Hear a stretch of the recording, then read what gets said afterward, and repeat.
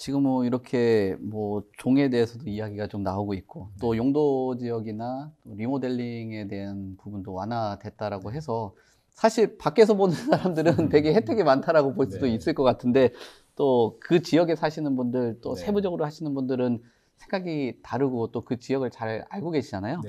일기 신도시 주민들 어떻습니까? 이런 부분들이 나오고 나서 반응들이 조금 뭐 통합됐는지 조금 다른 부분들이 있는지 어떻습니까? 네네.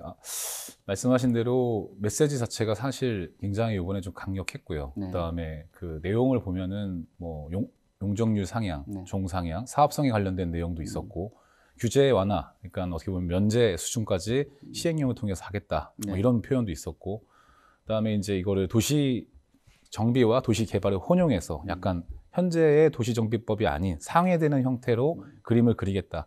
이런 마스터 플랜에 대한 어떤 세부적인 내용이 나온 것들은 국토부의 방침으로서는 저희는 방향으로서는 상당히 좀 고무적이다. 네. 이렇게 표현을 하고 대다수의 시민들은 그런 거에 대해서는 뭐 환영을 하는 입장입니다. 네. 그런데 이제 그 본질적인 내용을 조금 들여다보면 국토부는 기본 방침이란 걸 만들고 그다음에 이제 지자체는 그 방침에 따라서 기본 계획이란 걸 세우는데 네. 이 방침이란 건 결국 뭐냐면 용역을 발주할 수 있는 가이드라인을 주는 건데요. 실제적으로 작년 12월에 국토부는 기존 정권이 이전 정권에서 그 막아놨던 네. 구조 안전성 부분을 50%에서 30% 완화하기는 했습니다. 네네. 상당히 그것도 진일보했다 네. 이렇게 볼 수 있고, 다만 그거를 적용받고 혜택을 받는 도시가 있고 그거와 관계없는 도시가 아직도 공존합니다. 그렇죠. 일기 신도시는 아마 그 후자에 해당된다고 보시면 될 것 같고요. 네.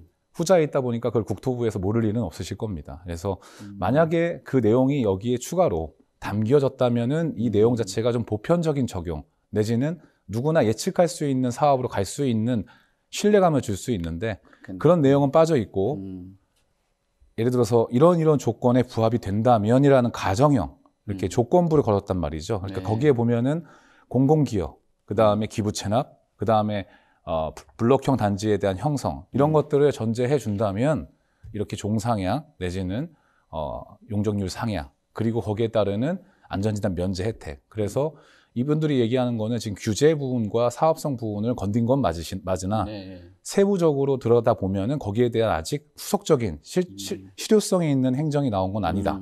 그럼 바꿔 얘기한다면 통합형 단지나 특별 정비구역에 지정되지 않는 단지들은 어떻게 할 것이냐. 네. 그분들은 출발할 수가 없습니다. 아. 예, 그렇게 말씀드리겠습니다.